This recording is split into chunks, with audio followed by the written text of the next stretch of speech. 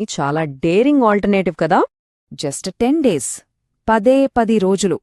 ఈ కొద్ది సమయంలోనే వాళ్ల భవిష్యత్తు, చివరికి ప్రాణాలు కూడా పణంగా పెట్టబడ్డాయి.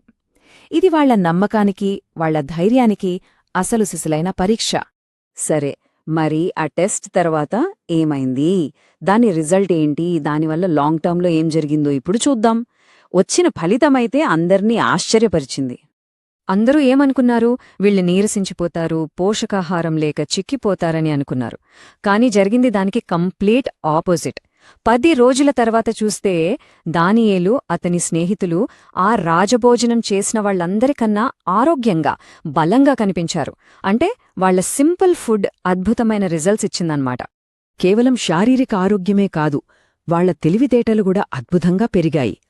3 ఏళ్ల ట్రైనింగ్ అయిపోయాక రాజు వాళ్లని టెస్ట్ చేసినప్పుడు తెలిసిందేం, తన రాజ్యంలో ఉన్న మాంత్రికులు, మేధావులందరికంటే వీళ్లు 10 రెట్లు ఎక్కువ తెలివైన వాళ్లని. ఆ నంబర్ 10 రెట్లు అనేది వాళ్లకున్న అసాధారణమైన తెలివిని, దేవుని ఆశీర్వాదాన్ని చూపిస్తుంది. వాళ్ల నమ్మకానికి ప్రతిఫలం దక్కింది.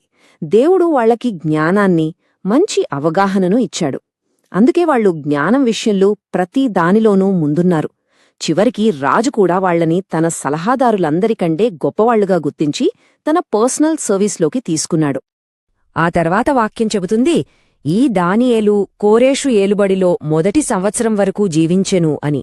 దీన్ని బట్టి మనకర్థమవుతుంది దానియేలు కెరీర్ ఎంత కాలంపాటు ఎంత ప్రభావవంతంగా సాగిందో.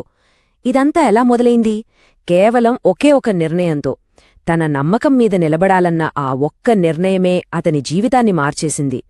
ఇప్పుడు ఈ పాత కథని మన ఇప్పటి జీవితాలకు అన్వయించుకుని చూస్తే మన లైఫ్లో కూడా ఇలాంటి 10 రోజుల పరీక్షలు ఎదురవుతాయేమో కదా.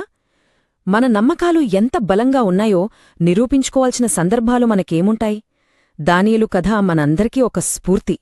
ఎలాంటి పరిస్థితిలోనైనా మన విలువల మీద మనం నిలబడాలని గుర్తు చేస్తూనే ఉంటుంది.